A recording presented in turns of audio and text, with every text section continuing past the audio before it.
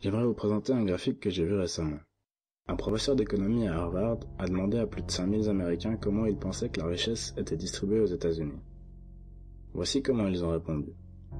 En divisant le pays en 5 groupes, représentant chacun 20% de la population américaine, il leur a demandé comment ils pensaient que la richesse était divisée dans leur pays. Il leur a ensuite demandé quelle serait la distribution idéale. 92%, soit plus de 9 sur 10, ont répondu qu'elle devrait être distribuée ainsi. En d'autres mots, plus équitable que ce qu'ils pensent être la réalité. Cela montre que la plupart des Américains savent déjà que le système est divisé injustement.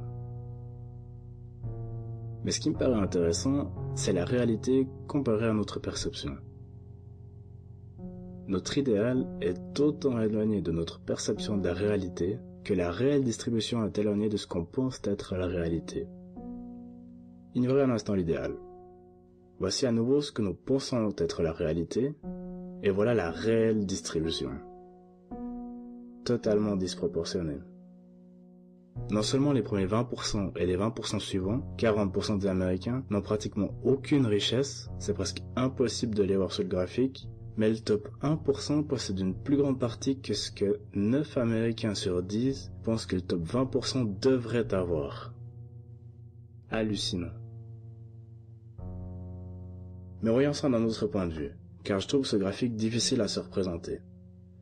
À la place, réduisons les 311 millions d'Américains à 100 personnes, pour faire simple.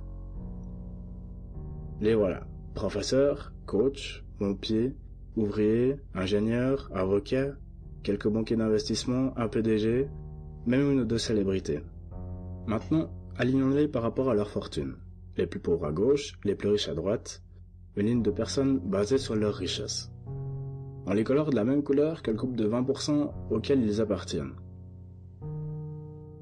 Réduisons maintenant la fortune totale des États-Unis, s'élevant à environ 54 trillions en 2009, à cette pile d'argent symbolique, et distribuons-la à nos 100 Américains. Bon, voilà le communisme, toute la richesse du pays divisée également. Nous savons tous que ça ne fonctionne pas, il faut encourager les gens à travailler dur pour réaliser ce bon rêve américain et continuer de faire avancer notre pays. Voilà maintenant l'idéal, qu'on a demandé à ces 5000 Américains, quelque chose comme cette courbe. Ce n'est pas trop mal, les plus riches ont maintenant 10 à 20 fois plus que les plus pauvres Américains, mais les pauvres ne sont pas vraiment pauvres, le seuil de pauvreté n'étant pas franchi. Nous avons une classe moyenne en super santé, avec une transition en douceur vers la richesse. Et oui, les démocrates et les républicains ont tous deux choisi cette courbe. 9 personnes sur 10, 92%, ont dit que c'était une bonne distribution idéale de la richesse américaine. Mais avançons. Voici comment les gens pensent que la richesse aux États-Unis est distribuée. Clairement pas autant équitable. Mais pour moi, ceci semble plutôt pas mal. Oui, les 20 à 30% plus pauvres commencent à souffrir un peu comparé à la courbe idéale. Et la classe moyenne est certainement moins aisée qu'avant. Alors que les riches font environ 100 fois plus que les Américains les plus pauvres, et environ 10 fois plus que la classe moyenne. Malheureusement, ça ne s'approche même pas de la réalité. Voici la réelle distribution de richesse aux États-Unis. Les Américains les plus pauvres n'apparaissent même pas, et on distingue à peine la classe moyenne des pauvres. Même les riches, entre 80 et 90%, sont moins bien lotis. En fait, seuls les 10% les plus riches s'en sortent mieux. Et à quel point? Tellement plus riches que le top 2 à 5% est hors du graphique. Et le top 1%? Ce type a une pile d'argent 10 fois plus grande que ce qu'on peut afficher sur le graphique. Voilà sa pile d'argent une fois réempilée. C'est le top 1% dont on a tant entendu parler. Tellement d'argent dans ses poches que je dois lui faire une nouvelle colonne pour lui tout seul parce qu'il ne tient pas sur mon graphique. 1% des Américains possèdent 40% de toute la richesse des États-Unis. Les 80% les plus pauvres, 8 personnes sur 10 ou 8 ans de bonhomme ici, ont seulement 7% à se partager et ceci n'a cessé de s'empirer au cours de ces dernières années.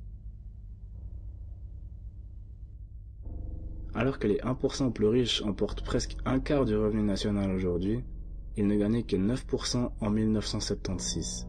Leur part du revenu a pratiquement triplé ces 30 dernières années. Le top 1% possède la moitié des actions, obligations et fonds de placement, alors que les 50% les plus pauvres ne possèdent que 0,5% de ces investissements. Ce qui veut dire qu'ils n'investissent pas, ils vivotent seulement. Je suis sûr que ces gens fortunés ont travaillé très dur pour gagner leur argent. Mais pensez-vous vraiment qu'un PDG travaille 380 fois plus que son employé moyen? Son employé moyen, pas l'employé le moins payé de l'entreprise. L'employé moyen doit travailler plus d'1 mois pour gagner ce que le PDG gagne en 1 heure. Il ne faut certainement pas aller jusqu'au communisme pour trouver quelque chose de juste pour les gens qui travaillent dur. On n'a même pas besoin d'arriver à ce que la plupart considèrent comme idéal. Il faut juste que nous nous réveillons et que nous réalisions que la réalité n'est pas du tout comme nous le pensons.